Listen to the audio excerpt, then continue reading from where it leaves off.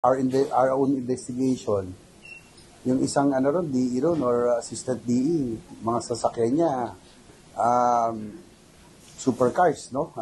May Lamborghini SBJ siya, that's about 60 million pesos.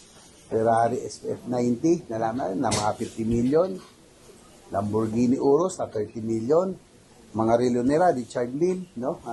Nakakaya naman kami dito, mga nakaseiko. Richard Mille, hindi bababa ng 8 million, ng 5 to 8 million ang isa. Yung mga pananamit. So, if you are working with a modest salary, it's impossible for you to be able to afford those luxurious items. Medyo sobra yun medyo malalayo. Dapat ma-lifestyle check doon.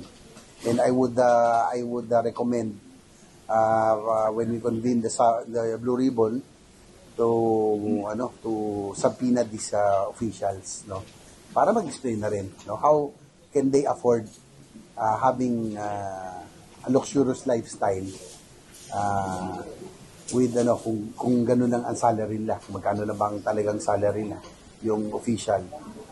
And nagkakasino pa doon, no, as exposed by Senator Lacson, no. So I think it's about time, no, na kailangan na rin siguro magkaroon ng lifestyle.